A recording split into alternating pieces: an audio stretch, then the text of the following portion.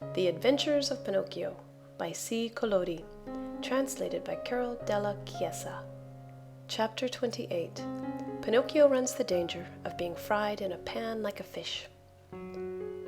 During that wild chase, Pinocchio lived through a terrible moment when he almost gave himself up as lost. This was when Alidoro, that was the mastiff's name, in a frenzy of running came so near that he was on the very point of reaching him.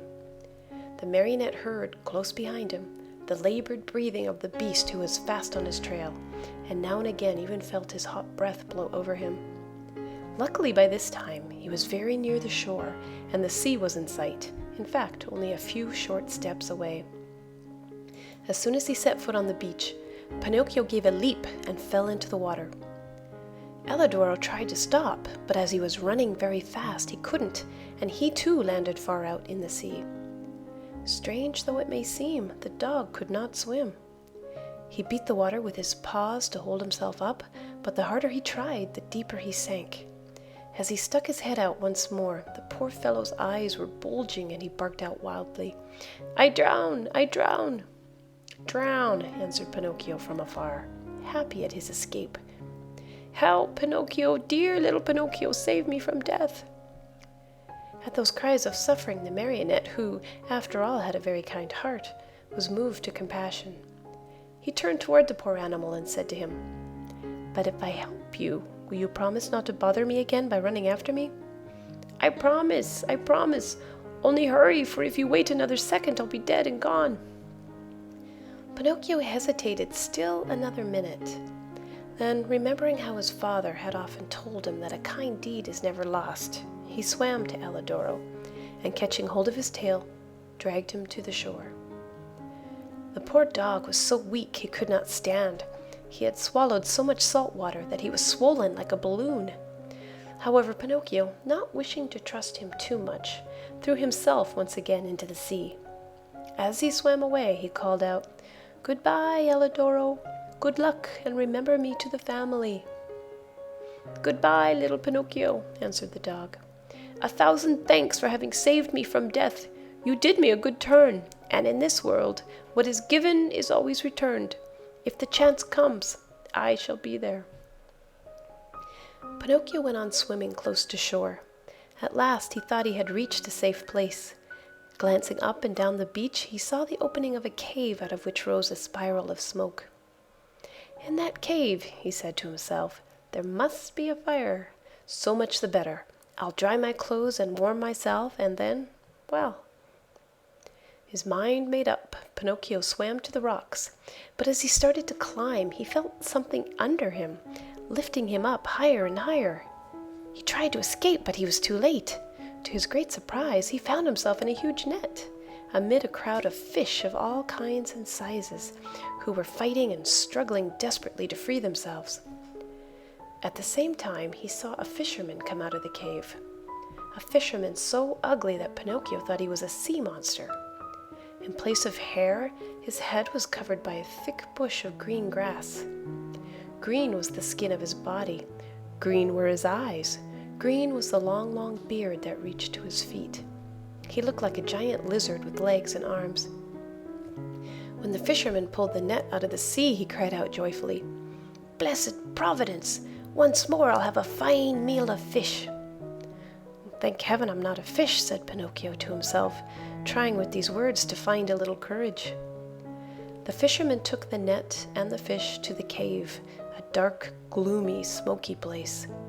In the middle of it, a pan full of oil sizzled over a smoky fire, sending out a repelling odor of tallow that took away one's breath. "Now let's see what kind of fish we have caught today," said the green fisherman. He put a hand as big as a spade into the net and pulled out a handful of mullets.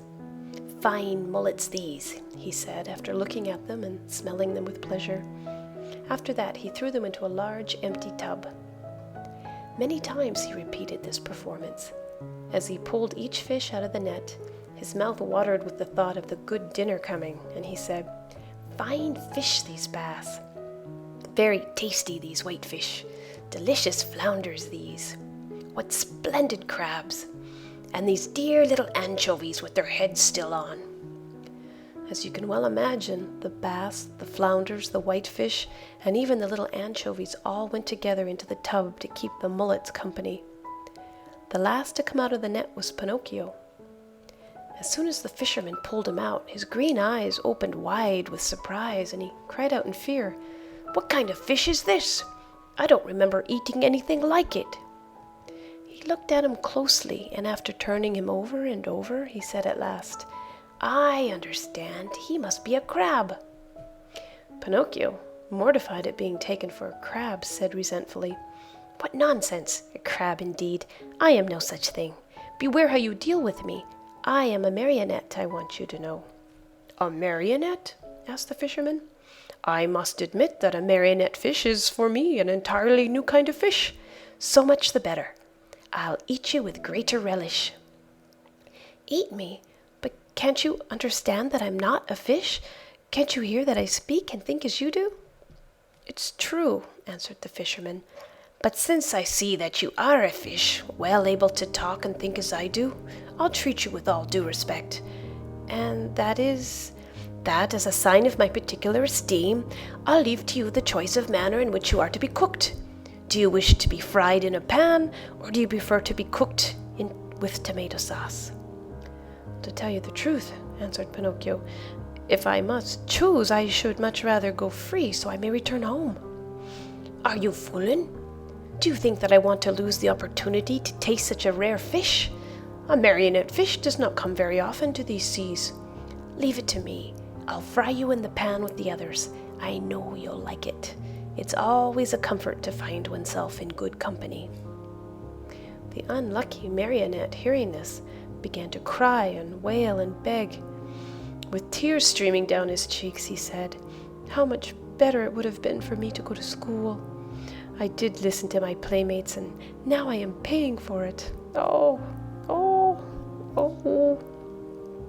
And as he struggled and squirmed like an eel to escape from him, the green fisherman took a stout cord and tied him hand and foot, and threw him into the bottom of the tub with the others. Then he pulled a wooden bowl full of flour out of a cupboard, and started to roll the fish into it, one by one. When they were white with it, he threw them into the pan. The first to dance in the hot oil were the mullets. The bass followed, then the whitefish, the flounders, and the anchovies. Pinocchio's turn came last. Seeing himself so near to death, and such a horrible death, he began to tremble so with fright that he had no voice left with which to beg for his life. The poor boy beseeched only with his eyes, but the green fisherman, not even noticing that it was he, turned him over and over in the flour until he looked like a marionette made of chalk. Then he took him by the head and... End of chapter 28.